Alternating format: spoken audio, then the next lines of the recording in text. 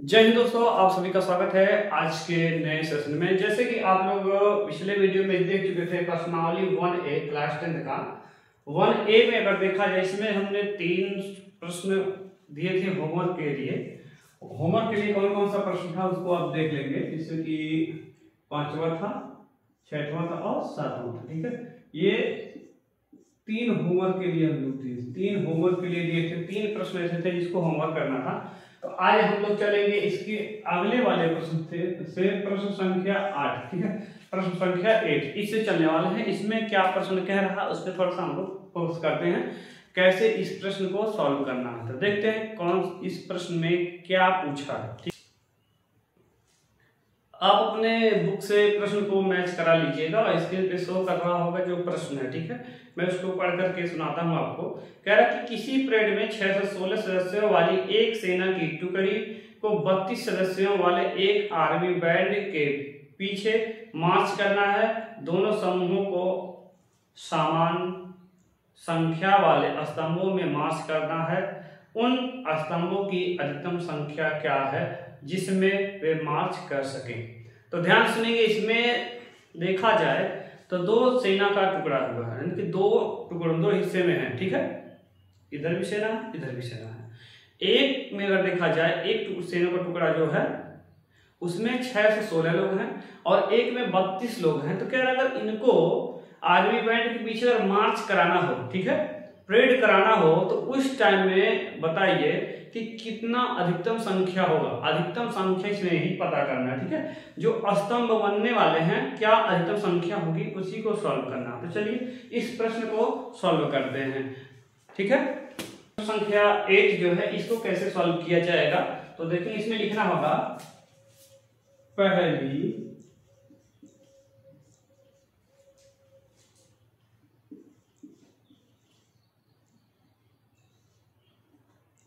टुकड़ी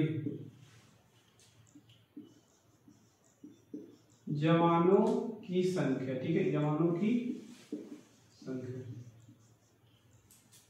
जवानों की संख्या इसमें देखा जाए 616 था। ठीक है, ये हो गया। उसके बाद दूसरी ऐसे करके लिख देंगे,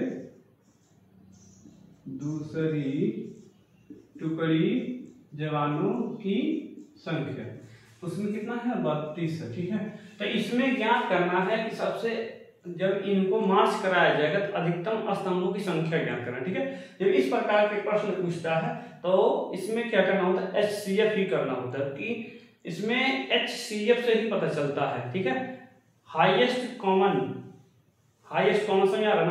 तो हाईएस्ट यानी बड़ी संख्या को ही लेकर चलना है। इसमें बड़ी संख्या पूछा गया यानी कि अधिकतम संख्या ही ज्ञात करना है। ध्यान सुनेंगे, इसके बाद लिखेंगे यहाँ पे जो फार्मूला लगेगा, इसमें लगेगा यूक्लिड विभाजन।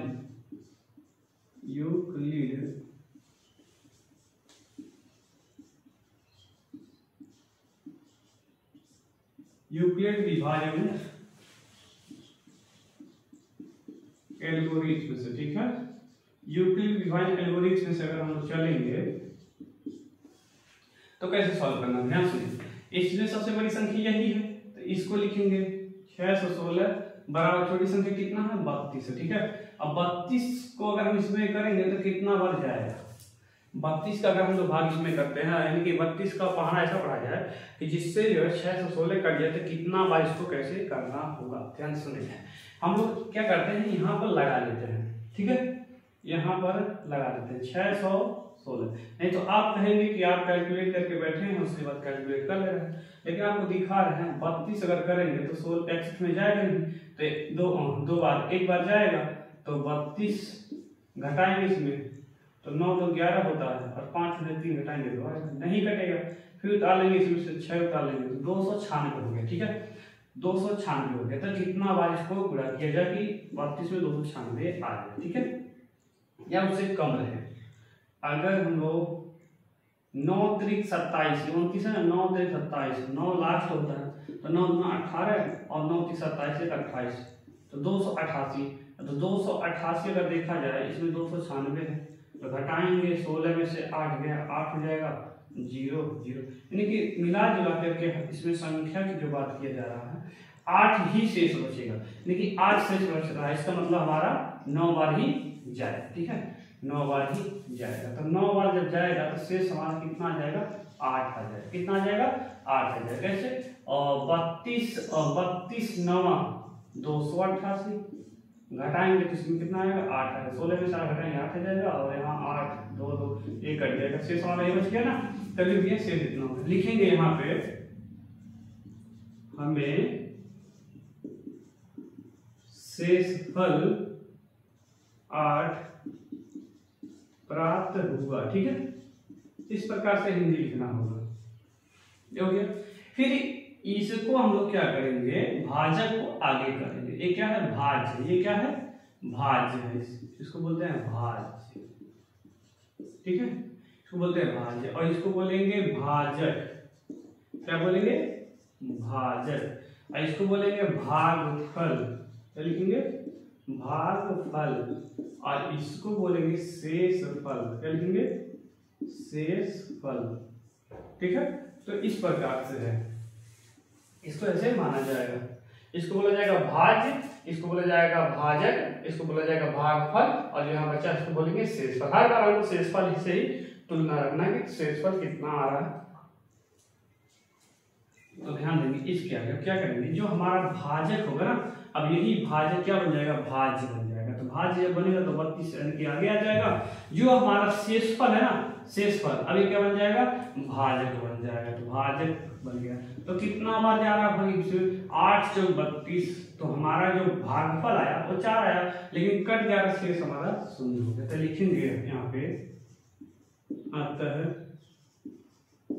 हमें शेषफल 0 प्राप्त हो गया। तो हमको लास्ट में 0 ही प्राप्त करना, जब तक शेषफल 0 नहीं आ जाता तब तक ऐसे चलना होता है। तो देखा जाए जो हमारा यहाँ भाजक होता है यही हमारा HCF होता है। क्या, जो भाजक होता है हमारा HCF होता है। तो लिखेंगे यहाँ पे HCF कोष्टक में हो जाएगा 616, 32। इसी का लगाना था, इसका आंसर है 8। तो लिखेंगे यहाँ पे लास्ट होगा, लिखेंगे अतः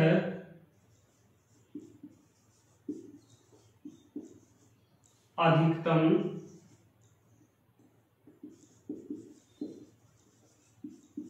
स्तंभों की संख्या, अधिकतम स्तंभों की संख्या ही पता करना था, उसका आंसर आ जाएगा 8। यही हमारा आंसर है। इसमें कुछ करना नहीं था। इसमें पूछा था, कह रहा कि देखा जाए 616 एक अलग सेना की टुकड़ी है, और उसके कह रहा कि 32 एक अलग सेना की टुकड़ी है। तो इसको क्या करना है, मार्च से कराना है।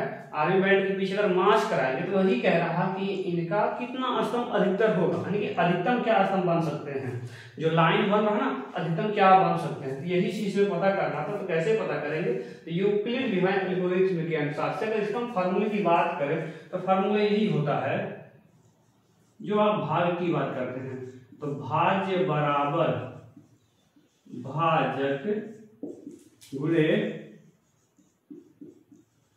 भागफल प्लस शेषफल। ठीक है, यही फार्मूला होता है, इसी फार्मूले से सॉल्व होगा। ठीक है, और भाज्य बराबर भाजक गुणे भागफल प्लस शेष यानी कि शेषफल, यही फार्मूला इसमें लगा हुआ है। और हमेशा क्या होता है कि जो हमारा भाजक होता है हमेशा भाज्य बनता चला जाता है, जो शेषफल होता है वह भाजक बनता चला जाता है। इसी प्रकार से इसको लगाया जाता है। तो चलिए इस प्रश्न को सॉल्व कर चुके हैं। अब हम लोग प्रश्न संख्या चलते हैं 9। 9वें प्रश्न को कैसे सॉल्व करना है, क्या करना है, उस पर थोड़ा सा हम लोग ध्यान देते हैं। ठीक है, 9वें प्रश्न को देखते हैं। कह रहा है यूक्लिड डिवाइन प्रमेयिका का प्रयोग करके दर्शाइए कि किसी धनात्मक पूर्णांक का वर्ग किसी पूर्णांक m के लिए 3m या 3m+1 के रूप में होता है। तो ये भी प्रश्न आपको स्क्रीन पे शो कर रहा होगा। इसको क्या करना है, कैसे लगाना है, इस पे हम लोग थोड़ा सा ध्यान देंगे। ठीक है, तो जो दिया हुआ 3m है और 3m+1 है, इसी के रूप में आपको ज्ञात करना। तो कैसे क्या ज्ञात करेंगे, ठीक है, मैं लिख दे रहा है। क्या 3m है और 3m+1 है। ठीक है, इसी के रूप में आंसर चाहिए। ठीक है, इसी के रूप में आंसर लाना है। तो कैसे लाया जाए, ये सिद्ध करना है एक प्रकार से। तो कैसे क्या किया जाए, तो लिखेंगे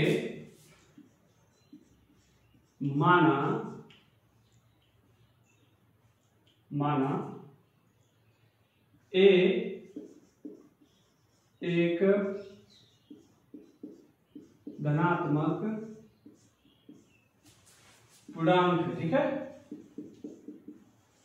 पूर्णांक है, एक धनात्मक पूर्णांक है और इसमें भाजक की जो बात किया जाए, भाजक हमने b मान लिया, ठीक है, भाजक हमने b मान लिया और b बराबर हम 3 रखते हैं, 3 है ना, इसमें 3 है ना, इसमें भी 3 है, तो 3 इसको हम लोग रख लेते हैं यहाँ पे।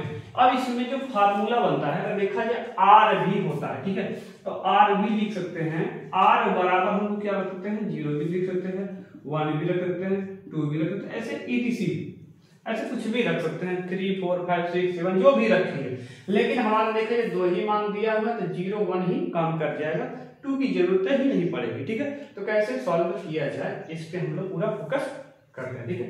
इसमें क्या करना होगा, जो मेन मुद्दा है इसका फार्मूला, ठीक है, इसका मेन मुद्दा है फार्मूला। इसका फार्मूला क्या है तो देखेंगे, इसका फार्मूला a बराबर BQ प्लस आर। तो ध्यान सुनेंगे, इसमें है क्या, a क्या है, ये हो जाएगा क्या, भाज्य, ठीक है, भाज्य हो गया, ठीक है, और b क्या है इसमें, भाजक, और q क्या है इसमें, भागफल,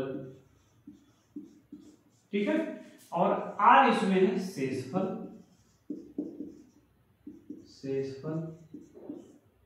इसी के अनुसार से हमको सॉल्व कर लेना है, ठीक है, इसी के अनुसार से सॉल्व हमको कर लेना है।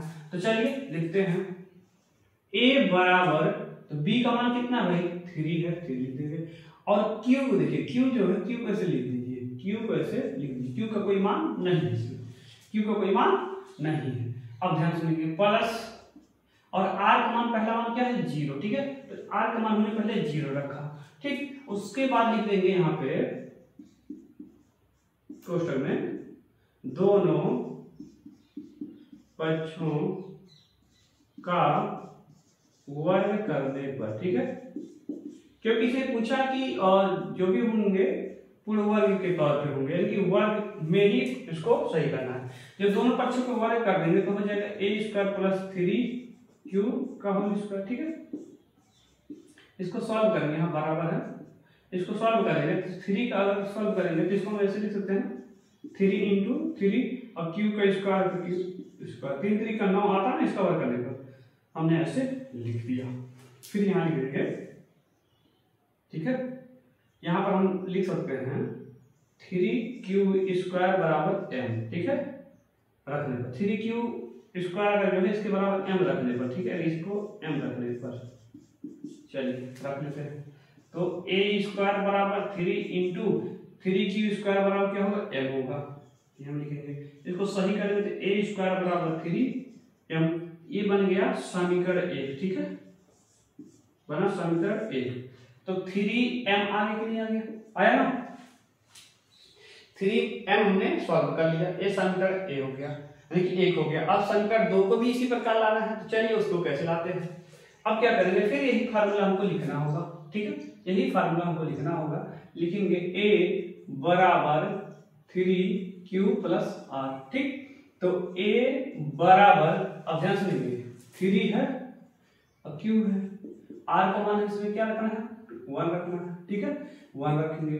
अब इसमें अगर देखा जाए, इतना जैसे मान रखा गया इसे भी माना, क्या लिखा है, दोनों पक्षों का वर्ग करने का, इसमें भी लिख देंगे, दोनों पक्षों का वर्ग करने पर, ठीक है, इसमें दोनों पक्षों को क्या करेंगे, वर्ग कर देंगे। दोनों पक्षों का अगर वर्ग करेंगे तो क्या बनेगा, a स्क्वायर, ये बन जाएगा 3q प्लस 1 का होल स्क्वायर, ठीक। अब इसमें जब होल स्क्वायर का मान निकालेंगे तो a plus B of the whole square का फार्मूला होगा a plus B of the whole square, ये याद होगा फार्मूला आपको।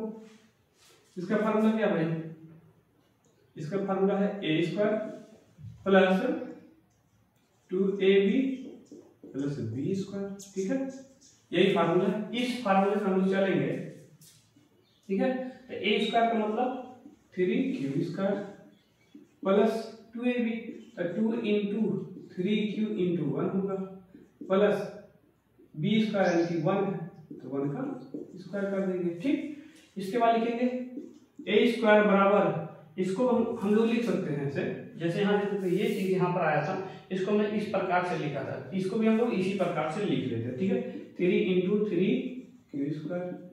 यहाँ पर देखेंगे तो इसको भी 2 3 6 होगा ना, तो 2 3 6 तो इसको हम लोग 3 दूना 6 भी कर सकते हैं ना, तो 3 स्क्वायर 2q, क्योंकि 2 3 6 कम 6 होगा तो 3 दूना 6 भी हो जा रहा है, प्लस 1 का स्क्वायर 1 होगा। अब ध्यान से सुनिए, इन दोनों में अगर देखा जाए तो 3 कॉमन हो जा रहा है, 3 कॉमन हो जा रहा है, तो 3 जब कॉमन कर लेंगे तो यहाँ बचेगा 3q स्क्वायर प्लस यहाँ बचेगा 2q प्लस 1। ठीक है, इस प्रकार से हो गया। तो यहाँ जो कोष्टक वाला है, जैसे यहाँ पर हमने क्या किया, मान रखे से इसको भी हम लिख लेंगे 3q स्क्वायर प्लस 2q बराबर, ठीक है, बराबर इसको हम किसे मान रखेंगे, m बराबर, ये किसके बराबर होगा, m बराबर, इतना मान इसके बराबर। ठीक है, तो जहां है इसकी जगह हम क्या लिखेंगे, m लिखेंगे, इसके लिए क्या लिखेंगे m, तो 3 इंटू m, यहाँ प्लस 1 है, प्लस 1। अब इसको सॉल्व करेंगे क्या हो जाएगा, 3m प्लस 1 और यहाँ a स्क्वायर। ठीक है, अब ये हो गया समीकरण 2, समीकरण 2। तो लिखेंगे यहाँ समीकरण 1 व 2 से, समीकरण 1 व 2 से।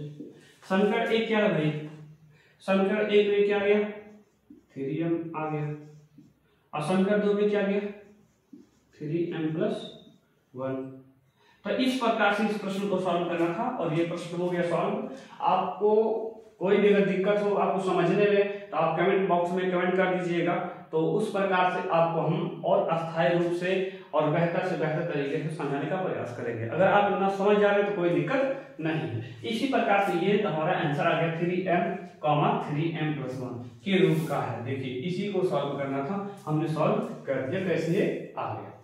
तो चलिए हम नेक्स्ट जो भी हमारा प्रश्न होगा, नेक्स्ट क्वेश्चन को सॉल्व करते हैं, उसमें क्या कह रहा है उसको थोड़ा समझो, 1 मिनट के लिए देखते हैं। ठीक है, तो संख्या क्या था, 9 था, हम लोग पहुंचे कितने पर, 10 पे पहुंचे। ठीक है, प्रश्न संख्या 10 कह रहा कि यूक्लिड विभाजन प्रमेयिका का प्रयोग करके दिखाइए कि किसी धनात्मक पूर्णांक का घन 9m 9m+1 या 9m+8 के रूप का होता है।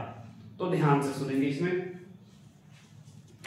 ये भी प्रश्न आपको स्क्रीन पे शो ही कर ही रहा होगा, आप उसको देख लीजिएगा, पढ़ लीजिएगा और आपके बुक में भी ये प्रश्न है उसको मैच करा लीजिएगा। ठीक, जैसे ये प्रश्न था इसमें वर्ग बना करके ही सॉल्व करना था, वर्ग बना करके 3m या 3m+1 के रूप को ज्ञात करना था।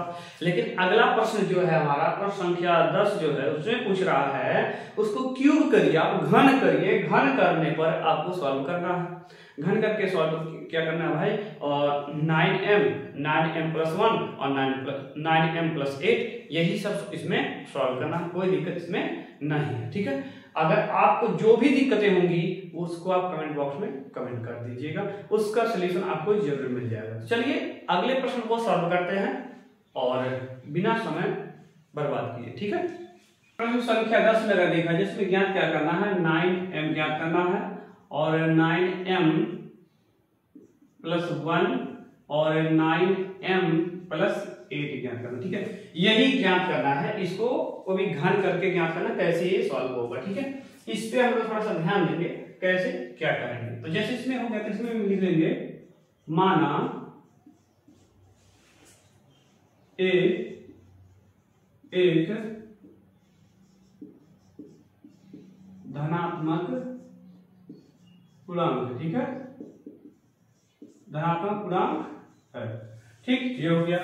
अब इसमें जो भाजक होगा, ठीक है, भाजक हमारा इसमें क्या होगा, b, और b बराबर इसमें 9 दिया तो आप 9 करके भी लिख करके भी सॉल्व कर सकते हैं। लेकिन प्रॉब्लम ये है कि जो हमारा कैलकुलेशन होगा थोड़ा बड़ा हो जाएगा, तो इसके लिए दिक्कत होगी। इसीलिए लोग क्या करेंगे, इसी का गुणज संख्या छोटा लेंगे तो 3 होगा, क्योंकि 3 3 का 9, 3 से 9 कट जाएगा, यानी कि उसी का गुणज हो जा रहा, क्योंकि भाजक है ना ये 9 क्या है, भाजक, ये भी भाजक है, ये भी भाजक है। तो ये भाजक वाली संख्या को आप गुणज में कोई भी ले सकते हैं, 3 ले सकते हैं, 9 ले सकते हैं। ठीक है, ऐसे संख्या ले सकते हैं।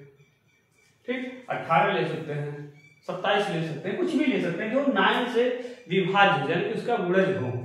तो यहाँ हमने 3 लिया। ठीक, अब क्या करेंगे, r बराबर हमको रखेंगे यहाँ, देखिए 3 मान निकाले, 1 2 3 निकालना है, तो 1 0 1 2 इतना काफी है। इससे भी ज्यादा मान रख सकते हैं, लेकिन आपका 3 मान निकाला, इससे भी निकल जाएगा। जो फार्मूला इसमें होगा, फार्मूला जो होगा देखा जाए तो लिखेंगे पहले यूक्लिड विभाजन एल्गोरिथ्म से। ठीक है, यूक्लिड विभाजन एल्गोरिथ्म से अगर हम चलेंगे तो कैसे करेंगे भाई, इसका फार्मूला होगा a बराबर बी क्यूब प्लस आर। ठीक है, ये फार्मूला, इसी फार्मूले से आपको चलना है। a क्या है आपका भाज्य है, b क्या है आपका भाजक है, q क्या है आपका भागफल है, और r क्या है आपका शेषफल। ठीक है, तो इस प्रकार से इसको सॉल्व कर लेना है। चलिए मान को रखते हैं। तो पहले हम लोग इसके अनुसार से चलेंगे तो यहाँ a लिख दिए, तो b की जगह हमको क्या रखना होगा, 3 रखना होगा, क्यूब q लिखेंगे, और r का पहला मान क्या हमारा होगा 0 होगा। ठीक है, ये हो गया। अब यहाँ लिखेंगे क्वेश्चन में दोनों पक्षों को क्या करना है, क्यूब करना है, दोनों पक्षों को घन करने पर। ठीक है, दोनों पक्षों को हम घन कर देंगे, यानी क्यूब बना देंगे। तो इसको करेंगे a क्यूब प्लस इसका हो जाएगा 3 क्यूब का होल क्यूब। ठीक है, अब ध्यान देंगे यहाँ 0 का कोई मतलब नहीं है, 0 लिखे तो कोई मतलब नहीं है, इसका जोड़ने को ही संख्या आने वाला। ठीक है, अब इसको अगर हम सॉल्व करेंगे तो देखेंगे, इसको लिखेंगे a क्यूब, यहाँ प्लस लगा दिया, इक्वल रहेगा, इक्वल। अगर इसके करेंगे 3 3 का 9 3 27 होगा, 3 कितना होगा 27 होगा, लेकिन हमको चाहिए कितना 9, तो हम लोग ऐसे लिख सकते हैं 9 3 27 ना, तो 9 गुणे 3 क्यूब का होल क्यूब, ऐसे 9 3 27 क्यूब का होल क्यूब। ऐसा हो सकता है कि नहीं हो सकता, हो सकता है बिल्कुल। अब यहाँ लिख देंगे 3 क्यूब का होल क्यूब बराबर m लिखना। ठीक है, इतना हम लोग मानेंगे, जहां 3 क्यूब का होल क्यूब है होगा वहां पर क्या करेंगे m लिखेंगे। तो इसकी जगह अगर हम लोग लिखेंगे तो 9 इंटू इसकी जगह पे क्या लिखेंगे m बराबर क्या हो गया 9m, एक इसका आ गया एक क्यूब का, यानी कि एक समीकरण ये हो गया। ठीक है, समीकरण 1 देखिए पहला मान आपका आ चुका, पहला मान आपका आ चुका। अब लोग दूसरे मान पे अगर चलेंगे तो दूसरे मान को कैसे सॉल्व किया जाएगा, तो दूसरे मान के लिए भी आपको इसी प्रकार से यही फार्मूला लगाना है, लिखना है a बराबर बी क्यूब प्लस आर। तो a बराबर तो b का मान 3 क्यू हो गया, r का मान 1 हो गया। ठीक है, अब इसको क्या करेंगे, इसको भी क्या करेंगे घन करने पर, घन करने पर, घन करने किसको करेंगे दोनों पक्षों। ठीक है, दोनों पक्षों। ठीक है, यहाँ शॉर्टकट में मान लीजिएगा, चले लिख रहे हैं दोनों पक्षों को घन करने पर। ठीक है, दोनों पक्षों का घन कर दिया जाएगा, अगर घन करने क्या हो जाएगा a क्यूब बराबर क्वेश्चन में जाएगा 3 क्यूब प्लस 1 का होल क्यूब। तो देखा जाए किसी का फार्मूला बन रहा है, फार्मूला क्या बन रहा है a प्लस बी का होल क्यूब। ठीक है, होल क्यूब, इसका क्या फार्मूला होगा a cube plus 3a square B plus 3a B square plus B cube, ये फार्मूला होगा इसका। ठीक है, इस फार्मूले के तौर पर हम चलेंगे, इसी फार्मूले को यहाँ पर फॉलो करना है। ठीक है, इसी फार्मूले को लेकर के चलना है। तो चलिए इस फार्मूले को यहाँ पर रखते हैं, तो क्या मान आने वाला। ठीक है, a क्यूब यानी कि 390, यहाँ पर लिखेंगे 3 क्यूब यहाँ लिखेंगे 3 क्यूब का होल क्यूब। ठीक है, प्लस लिखेंगे 3a स्क्वायर भी, तो 3 तो है और a का मान भी 3 क्यूब है, स्क्वायर कर देंगे। ठीक है, स्क्वायर कर देंगे, और b का मान जो है हमारा इसमें क्या है 1 है, तो 1 से गुणा कर देंगे। ठीक है, प्लस फिर करेंगे तो 3 लिखेंगे पहले गुणे, तो a का मान क्या है, a का मान 3 क्यूब है, तो भाई 3 क्यूब कर देंगे। ठीक है, और गुणे b का मान 1 है, तो 1 पे स्क्वायर कर देंगे। ठीक है, प्लस और उसके बाद आ जाएंगे b का मान, तो b का मान 1 है, तो 1 क्यूब कर देंगे। ठीक है, इस प्रकार अब इसको हम लोग सॉल्व कर लेंगे। इसको सॉल्व करेंगे 3 3 का 9 3 27 होगा, 27 क्यूब, ठीक है। और यहाँ 3 3 का 9 9 3 27 की जगह ये 27 क्यू स्क्वायर होगा, प्लस यहाँ 3 3 का 9 होगा तो 9 क्यू हो जाएगा, प्लस यहाँ 1 का स्क्वायर होगा। अब ध्यान से सुनेंगे, इन सभी तीनों में देख रहे कॉमन क्या मिल रहा है, कॉमन इनमें 9 मिल रहा है, तो 9 3 27 यानी कि 9 3 27 यानी कि 3 क्यूब का होल क्यूब, प्लस 9 3 27 3 क्यूब का होल क्यूब, प्लस 9 का 9 यानी कि यहाँ पर क्यूब सिर्फ बचेगा, और यहाँ प्लस 1। ध्यान से लीजिए, ये जो मान बीच में आया ना, जैसे इसमें हमने रखा जो बीच में आया था इसका मान हमने m बराबर रखा, ऐसे इसका नाम क्या रखेंगे, m बराबर रखेंगे।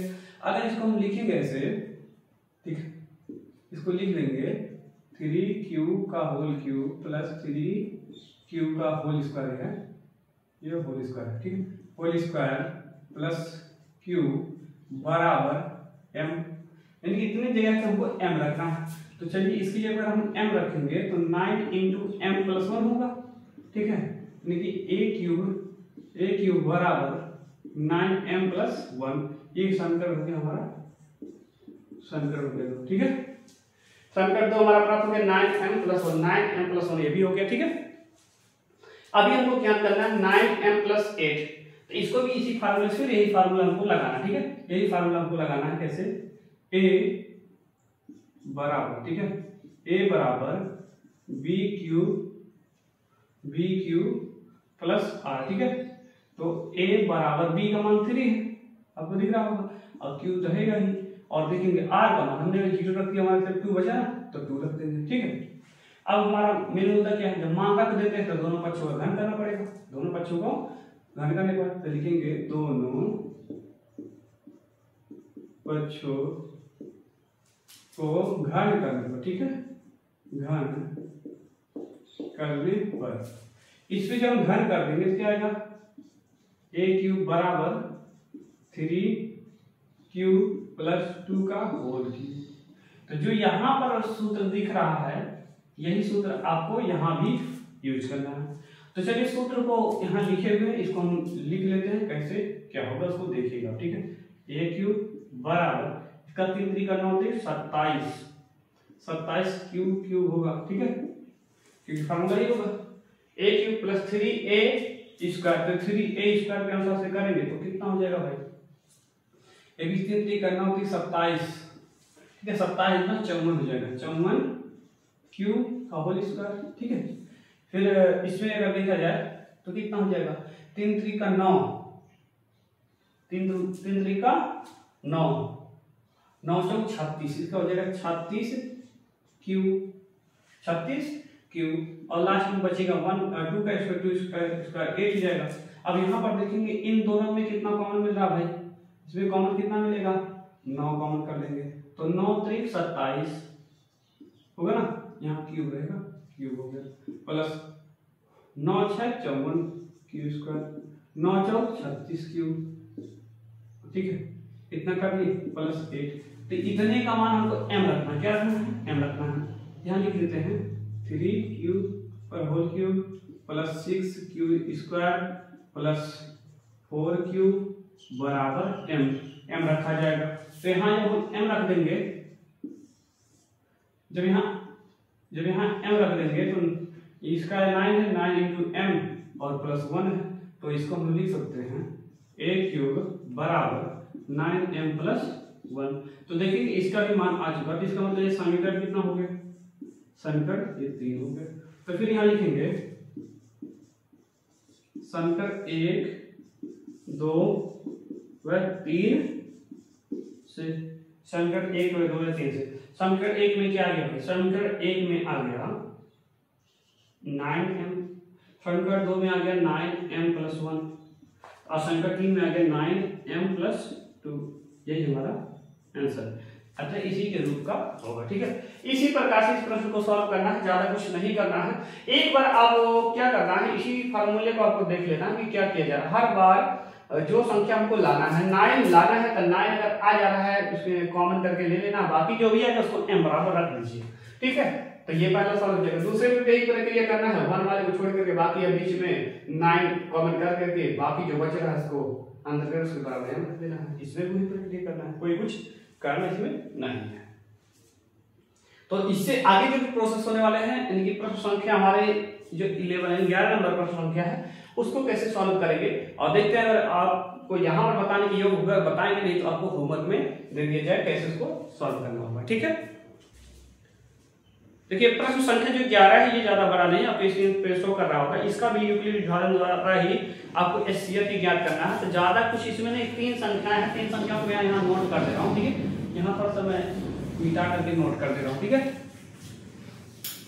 उसके बाद बता दे रहा हूँ, यानी कि 11 नंबर प्रश्न जो है आपको लिखना है 4 4 1 5 6 7 और 6 9 3।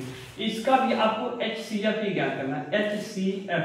और किसी विधि से, यूक्लिड विभाजन एल्गोरिथम से, यूक्लिड विभाजन एल्गोरिथम से। इसमें भाग विधि से भी आप सॉल्व कर सकते हैं, कोई दिक्कत नहीं है। गुणनखंड विधि से आप करें या ना करें, अगर भाग विधि आ रहा है तो भाग विधि से भी कर सकते हैं, कोई दिक्कत नहीं है, ठीक है। ये 11 नंबर प्रश्न हो गया। लेकिन 12 नंबर प्रश्न जो है कुछ इसी प्रकार से है, लेकिन ये क्यूब है, इससे पहले स्क्वायर वाला था, एक इससे पहले स्क्वायर वाला था जो 10 नंबर प्रश्न यानी कि 9 नंबर प्रश्न था, जैसे इसमें इस वर्ग करके ही बनाना था, वैसे ही 12 नंबर जो प्रश्न है इसको भी वर्ग करके ही करना है। तो मैं चाहता हूं, इसके शो कर रहा है, इस प्रश्न को आप खुद सॉल्व करिएगा। अगर नहीं आता है तो मैं अगले प्रश्नावली में उस प्रश्न को पहले ही स्टार्ट कर दूंगा, ठीक है। तो चलिए अब चलते हैं प्रश्न संख्या जो है 13 प्रश्न संख्या। 13 नंबर प्रश्न संख्या को भी आप सॉल्व कर सकते हैं, बहुत ही आसान सवाल है। इसमें क्या संख्या है, इसमें दिया है 378, 180 और 420। इसको भी क्या करना है आपको, एचसीएफ ही करना है, इसको भी एचसीएफ ही करना है। आप भाग विधि करिए या गुणनखंड विधि करिए, आप इसको कर सकते हैं, कोई दिक्कत नहीं है, ठीक है। इसको भी कर सकते हैं आप होमवर्क में। अब आते हैं प्रश्न संख्या 14। प्रश्न संख्या 14 और 15 बच रहा है, इसको हम लगा कर बता दे रहे हैं, या तो एक लगाएंगे दूसरा आपको लगाने के लिए देंगे। तो क्योंकि आसान सवाल है, एक सेम टू सेम एक ही जैसा, उस अंक चेंज है, तरीका वही रहेगा, बस आपको थोड़ा सा माइंड लगाना होगा, ठीक है। तो चलिए अगले प्रश्न पे देखते हैं। प्रश्न संख्या जो 14 है उस पर ध्यान देते हैं, ठीक है। प्रश्न संख्या 14 जो है उस पर थोड़ा सा सवाल पे ध्यान दीजिएगा। स्क्रीन पे शो कर रहा होगा क्या लिखा होगा। कह रहा कि यूक्लिड की विभाजन एल्गोरिथम का प्रयोग करते हुए ऐसी सबसे बड़ी संख्या ज्ञात कीजिए जिससे 398, 436 और 542 को भाग देने पर शेष फल क्रम से 7, 11 और 15 प्राप्त हो। इसमें जो संख्या को मैं नोट करता हूं, तो संख्या क्या है देखेंगे। पहली संख्या 398 है और दूसरी संख्या जो है 436 है और तीसरी संख्या 542 है, ठीक है। ये 3 संख्याएं, और कह रहा है कि इसको जब भाग दिया जाता है तो शेषफल इसका जो बच रहा है, शेषफल देखा जाए 7 बच रहा है, इसका 11 बच रहा है, इसका 15 बच रहा है, ठीक है। और इसमें पूछ रहा है कि इसमें ज्ञात करना है बड़ी से बड़ी संख्या ज्ञात करना है, सबसे बड़ी से बड़ी संख्या ज्ञात करना। तो कैसे ज्ञात किया जाएगा। जब इस प्रकार की कभी भी प्रश्न आए तो आपको कुछ करना नहीं, इसमें देखना होता है करना क्या है। करना यही है, जब बड़ी से बड़ी संख्या पूछे समझ जाइए आप एचसीएफ ही पूछ रहा है। जब छोटी से छोटी संख्या पूछे तो समझ जाइए कि वह एलसीएम पूछ रहा है, ठीक है। यहाँ बड़ी से बड़ी संख्या पूछ रहा है, इसलिए हमको क्या करना है, एचसीएफ ज्ञात करना है। लेकिन कैसे, तो इसको क्या करेंगे, घटा देंगे। इसको क्या करेंगे, घटा देंगे। इसमें जब घटाएंगे तो क्या हमारी संख्या मिलेगी, इसको घटाएंगे तो 391 मिलेगा। इसको घटा देंगे कितना आएगा, 400, इसमें 25 मिलेगा, ठीक है। और इसको घटा देंगे कितना आ जाएगा भाई, 7, 2, 527 मिलेगा, ठीक है। ये संख्या मिल गया। तो इसको क्या करेंगे, यूक्लिड विभाजन एल्गोरिथम के द्वारा इसको भी हम लोग सॉल्व कर लेंगे। तो लिखेंगे यूक्लिड विभाजन एल्गोरिथम से, ठीक है। यूक्लिड विभाजन एल्गोरिथम से अगर हम लोग चले तो कैसे सॉल्व करेंगे, ठीक है। बड़ी से बड़ी संख्या इसमें देखा जाए कौन सा है, इसमें 527 है, 527 को ले लीजिए बराबर, इसे छोटी संख्या से करते हैं 425, ठीक है। तो 425 का पाना अगर हम लोग एक से अधिक बार पढ़ेंगे तभी हो जाएगा, एक के बाद जाएगा, एक बार गया यानी शेषफल हमारा जो आएगा इसी से घटा लीजिए इतना, 7 में से 5 गया 2 आ गया, और 2 में से 2 घटा दिए 0 आ गया, और 5 में 4 घटा दिए 1 आ गया, ठीक है, 101 आ गया। तो फिर लिखेंगे हमें शेषफल 102 प्राप्त हुआ। जो हमको शेषफल मिलेगा उसको हर बार नोट करना होगा, ठीक है। अब क्या करेंगे, जो यहाँ पर भाजक है ना, ये भाज्य बन जाएगा 425 बराबर, अब क्या करेंगे, शेषफल को भाजक बनाना पड़ेगा, तो 102 से करना पड़ेगा। 102 का अगर हम लोग करेंगे तो 4 बार करेंगे, ठीक है। 102 है ना, 100 का 4 यानी कि 400 और 2 का 4 यानी कि 8, 408 यानी कि 4 बार हम लोग करते हैं।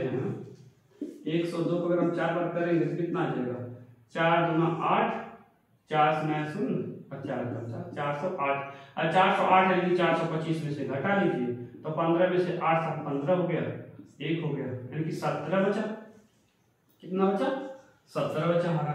और जब 17 बचा रहा तो इसका मतलब क्या है, अब यहाँ भी लिखेंगे शेषफल कितना बचा, 17, ठीक है। आपको हिंदी पूरा लिखना होगा, यहाँ से यहाँ तक हिंदी पूरा आपको लिखना होगा। अब 101 आगे चला जाएगा, ठीक है, 101 आगे चला जाएगा, तो 101 में 17 से अगर हम करेंगे तो 101 17 में करेंगे तो कैसे ये सॉल्व होगा, ठीक है। तो ध्यान दीजिए, हम लोग कर लेते हैं।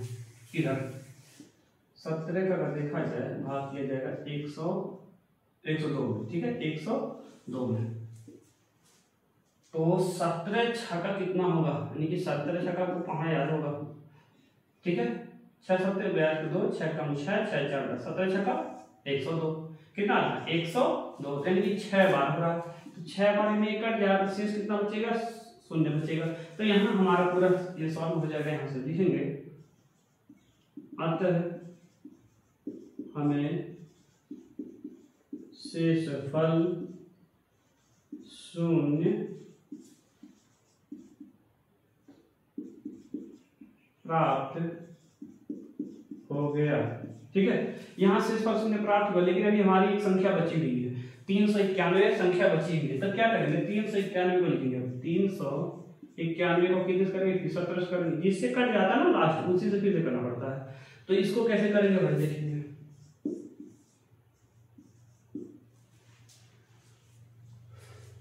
17 गुना 34 हो गया, घटाएंगे तो 5 आएगा, ठीक है, क्या 17 दिया 51, ये कट गया तो देखेंगे 23 बार में कट जाएगा। कितना बार में, 23 बार में। 23 बार में कट रहा तो शेषफल हमारा कितना बच रहा है, 0 बच रहा है। तो लिखेंगे पुनः, यहाँ लिखेंगे पुनः हमें शेषफल 0 प्राप्त हो गया है। देखा जाए एक बार और 0 हमको प्राप्त हुआ यहाँ पर, तो दोबारा सॉल्व किया गया, जो संख्या बची हुई थी इसको सॉल्व किया गया, इसमें फिर शेषफल 0 प्राप्त हुआ, इसलिए हम लिखेंगे पुनः हमें शेषफल 0 प्राप्त हो गया है। अब इससे आगे हमको सॉल्व नहीं करना है, इसके आगे सॉल्व क्या करना है, इसी का हमको मान लिखना है। जो यहाँ पर आता है ये हमारा एचसीएफ होता है, तो लिखेंगे यहाँ पे 391 और 425 और 527, इसका क्या करना है, HCF बराबर 17। बड़ी से बड़ी संख्या क्या होगी, 17 होगी। बड़ी से बड़ी संख्या क्या होगी, मतलब सबसे बड़ी से बड़ी संख्या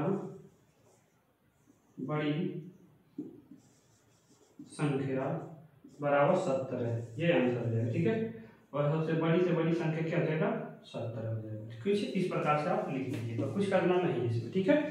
इस प्रकार से ये प्रश्न सॉल्व हो गया। अगले प्रश्न पे चलते हैं। प्रश्न संख्या जो है, ये प्रश्न संख्या हमारा क्या था, ये था 14 था, ठीक है, 14 था। हम लोग प्रश्न संख्या 15वां पढ़ेंगे। 15वां प्रश्न भी कुछ इसी प्रकार से, उसको भी थोड़ा सा आपको समझा देते हैं, उसके बाद कुछ हिंट दे देते हैं। अगर देखते हैं, अगर आप लोग लगाने के योग होगा उस प्रश्न को, तो आपको होमवर्क में देते हैं, नहीं तो हम खुद बता दे रहे हैं। तो प्रश्न संख्या 15 है, जो आपके यहाँ स्क्रीन पे शो कर रहा होगा। देखिए, कह रहा है कि यूक्लिड की विभाजन एल्गोरिथ्म का प्रयोग करते हुए ऐसी सबसे बड़ी संख्या ज्ञात कीजिए जिससे 2053 और 963 को भाग देने पर शेषफल क्रमशः 5 और 7 प्राप्त हो। ठीक है, इस प्रश्न को भी सॉल्व कर लेते हैं, वैसे भी आप सॉल्व कर लेते हैं, लेकिन मैं सोच रहा हूँ इस प्रश्न को सॉल्व करके आपको बता दें, नहीं तो आप कहेंगे पढ़ाते कम है और होमवर्क अधिक देते हैं। तो इसीलिए मैं इस प्रश्न को सॉल्व कर दे रहा हूँ कि जिससे क्या हो कि आप हर जो भी वीडियो आप देख रहे हैं उस वीडियो से आपको डेली का डेली 2 से 3 होमवर्क आपको मिलना चाहिए। तो कल 3 होमवर्क था पिछले वीडियो में, तो इस वीडियो में 2-3 होमवर्क आपको मिल गया होगा, उसको भी आप लोग कर लीजिएगा। नहीं कर पाएंगे तो आप कमेंट बॉक्स में कमेंट कीजिएगा, तो जरूर उस वीडियो को लेकर के एक डाउट सेशन रखा जाएगा, उसमें उस प्रश्न को सॉल्व करा दिया जाएगा। ठीक है, तो देखते हैं इस प्रश्न को कैसे सॉल्व किया जाएगा, उसको सॉल्व। 15 प्रश्न में जो भी संख्या दी है उसको थोड़ा सा नोट कर लेते हैं, उसके बाद आपको समझाते हैं। ठीक है, 2053 है और एक संख्या कितना है 967 है। ठीक है, 967 है और कह रहा है 5 और 7। ठीक है, ये प्रश्न है। ठीक, इस प्रश्न पे देखेंगे प्रश्न को कैसे सॉल्व करना है। कह रहा कि वह बड़ी से बड़ी संख्या ज्ञात करना है, जिसमें कह रहा कि भाग देने पर, ठीक है, इस संख्या में भाग देने पर शेषफल कितना आ रहा है 5 आ रहा है, इस संख्या में भाग देने पर शेषफल 7 आ रहा है। उसमें क्रमशः लिखा, यानी कि जो संख्या पहली होगी उसी का शेषफल पहला होगा, जो संख्या बाद में होगी उसका शेषफल बाद में होगा। तो कुछ इस प्रकार इसमें भी क्या करेंगे हम लोग घटा लेंगे। अगर हम इसको घटा लेते हैं तो हमारा आंसर कितना आएगा, यहाँ 5 घटाएंगे तो कितना आएगा 13 के 8 आएगा, यानी कि 48 आ जाएगा, यानी कि 2048 मानेंगे 2048। इसमें 7 घटा लेंगे तो 960 हो जाएगा। ठीक, इस प्रकार 2 संख्या हमको प्राप्त होगी। इन दोनों संख्याओं को लेकर के हम लोग क्या करेंगे HCF ज्ञात करेंगे। तो यहाँ लिखना होगा यूक्लिड विभाजन एल्गोरिथम। मैं शॉर्टकट लिख रहा हूँ, वीडियो ज्यादा लंबा हो जा रहा है, मैं चाह रहा हूँ कि जल्द से ये खत्म हो जाए। ठीक है, शॉर्टकट में समझ जाएगा यूक्लिड विभाजन एल्गोरिथम से। ठीक है, इससे चलते हैं। तो इसमें देखेंगे इसको जो बड़ी संख्या होती है हमेशा उसको आगे लिखी जाती है और जो छोटी संख्या होती है वो पीछे के बराबर की है। तो देखा जाए ये हमारा हो गया भाज्य, ये हो गया भाजक। ठीक है, भाजक यहाँ 900 है, यानी कि देखा यहाँ 2000 है, यानी कि 900 2000, ये समझिए नॉर्मली आप मोटी मोटा समझ लीजिए इतना है, ये 900 है और ये 2000 है। तो अगर देखा जाए तो 9 गुना 18, 9 3 27 अधिक हो जाएगा, तो यानी कि 2 बार ही जा रहा है।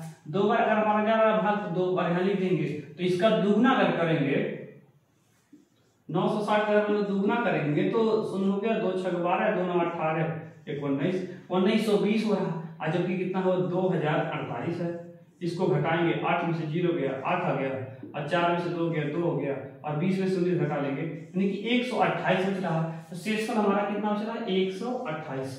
तो लिखेंगे यहाँ पे हमें शेषफल 128 प्राप्त हुआ।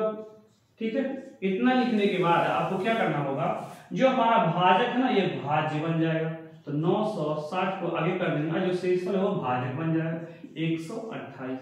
अब 128 है और वो देखा जाए 960। ठीक है, 128 और 960 को कितना मतलब कितना बार जाएगा भाग। तो चलिए यहाँ पर देख लेते हैं, जैसे 128। ठीक है, 100 अगर इसमें हम लोग भाग करेंगे तो पढ़ना कितना पढ़ना पड़ेगा, इसमें देखा जाए तो 7 बार पढ़ेंगे। 7 बार पढ़ेंगे तो 916 होगा। ठीक है, कितना होगा 916 होगा और है कितना 960। तो 960 में 916 घटा देंगे तो 4 हो गया, 5 में से 1 गया 4, देखिए 44 बचा। ठीक है, 44 बचा। यहाँ शेषफल कितना बचा भाई, शेषफल 44, इसको भी लिख दीजिएगा आगे और पीछे जो भी है हमें शेषफल इतना प्राप्त होगा। ठीक है, अब क्या करेंगे 128 को आगे करेंगे, 128 बराबर 44। 44 को कितना बार करें भाई, 44 को कितना बार करें, पूरा कितना बार मल्टीप्लाई करें किसी की 128 आ जाए या 128 से कम आ जाए। ठीक है, 44 गुना 88 हो गया। ठीक है, 44 गुना 88 अगर हम इसको 3 बार करें, ठीक है, 3 चौक 12 को 2, 3 चौक 12 फिर 132 हो गया ना, तो 128 से अधिक बार होगा। इसका मतलब हमको 2 ही बार करना होगा। 2 बार अगर हम लोग इसमें करेंगे मल्टीप्लाई तो 128 यहाँ पर 88 हो जाएगा और 128 से घटा लेना, 0 आ गया, 12 में से 8 गया 4, 40 आ गया, तो 40 हमको शेष बचा। शेषफल कितना बचा भाई, शेषफल हमको 40 मिल गया। इस इधर भी आगे जो भी होगा इसको लिख लेंगे, फिर 44 को आगे करेंगे, फिर इसे भाग देंगे 40 से 1 के बाद जाएगा भाग, तो शेषफल हमारा बचेगा 4, ठीक है। शेषफल हमारा कितना बच गया भाई 4, यहाँ लिखेंगे शेषफल हमें 4, हमें शेषफल 4 प्राप्त हुआ। फिर 40 को आगे कर देंगे, फिर 4 से अगर भाग देंगे तो 4 नहीं 40, 10 बार चला जाएगा और शेषफल 0 हो जाएगा। तो लिखेंगे अतः हमें शेषफल 0 प्राप्त हो गया, ठीक है। शेषफल हमें 0 प्राप्त जब हो गया है तो यही हमारा HCF निकालेंगे। लिखेंगे HCF क्वेश्चन में लिखेंगे 2048, 960 बराबर HCF हमारा यही 4 होगा, 4, ये आंसर हो गया। लेकिन बड़ी से बड़ी संख्या कहाँ है, लिखेंगे सबसे बड़ी से बड़ी संख्या बराबर 4, आंसर लिख देंगे। सबसे बड़ी से बड़ी संख्या कितनी होगी 4 होगी। ये सबसे बड़ी से बड़ी संख्या प्राप्त हो जाएगी। कुछ इसी प्रकार सॉल्व करना था, ये भी प्रश्न आपको सॉल्व करके बता दिए। आज के वीडियो में 1A समाप्त हो चुका है और कल के वीडियो में देखा जाए तो 1B स्टार्ट होगा, ठीक है। 1B स्टार्ट होगा, क्या स्टार्ट होगा 1B स्टार्ट होगा, ठीक है। इस पे आप फोकस करिएगा और जो भी होमवर्क मिला है होमवर्क को कंप्लीट कर लीजिएगा। और वीडियो अच्छा लगा हो तो वीडियो को लाइक कीजिए, चैनल पर नए हैं तो चैनल को सब्सक्राइब कर लीजिए और जहां तक हो सके अपने दोस्तों को इस वीडियो को शेयर कीजिए, जिससे कि उस दोस्त का भी और कुछ मदद हो सके जो इस बार 2025 का एग्जाम होने वाला है हाई स्कूल का, जो बोर्ड परीक्षा होने वाला है उसमें उसका मददगार हो, वह अच्छे से तैयारी कर पाए, ठीक है। तो आज की वीडियो बस इतना ही। अब मिलते हैं आपसे नेक्स्ट वीडियो में और तब तक के लिए जय हिंद, वंदे मातरम।